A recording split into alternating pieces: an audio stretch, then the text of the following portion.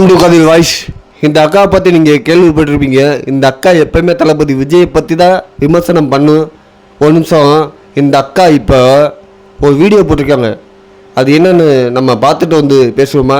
வாங்க, என்னன்னு பார்த்துட்டு வந்து பேசுவோம். அண்ணன் விஜய் அவர்களே வணக்கம்.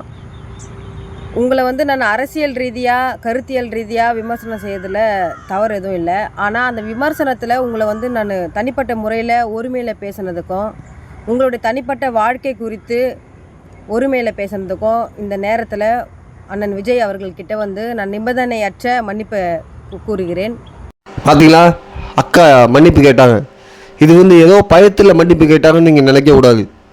உண்மையிலேயே இவங்க தளபதி விஜய் பற்றி ரொம்ப கடுமையான விமர்சனம் பண்ணால் ஒரு இடத்துல இப்படி இருந்தால் நம்மளை ஒரு பயிலும் மதிக்க மாட்டாங்க. நம்ம சட்டமன்றத்தில் வரப்போது யார்கிட்டையாவது போய் நின்று ஓட்டை கேட்கணும்ல, அதுக்காண்டி அக்கா மனசு மாதிரி இப்படி வீடியோ போட்டிருக்காங்க.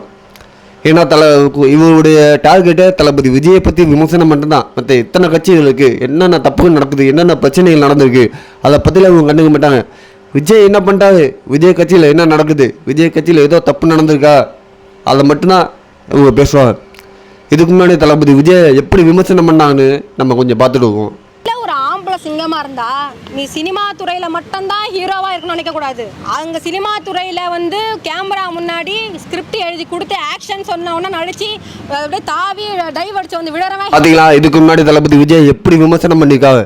இது வரைக்கும் விமர்சனம் அரசியல் ரீதியாக விமர்சனம் பண்ணவே இல்லை. எல்லாமே தனிப்பட்ட விமர்சனம் தான். ஆம்பளையா அப்படி இப்படி ஏகப்பட்ட விமர்சனம்.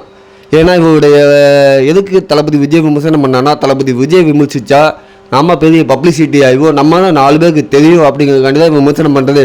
எல்லோரும் அப்படி தான் கிளம்புறாங்க. தளபதி பற்றி பேசணும், தளபதி எதுக்கணும், தளபதியை பற்றி இதை கட்சியை பற்றி ஏதாவது பேசுனா நான் ஒரு 40 பேருக்கு நமக்கு தெரியும், அந்த 40 பேர் ஒரு 4 லட்சம் பேருக்கு தெரியணும் அப்படிங்கிற மாதிரி தான் இந்த அக்காவுடைய டார்கெட்டு.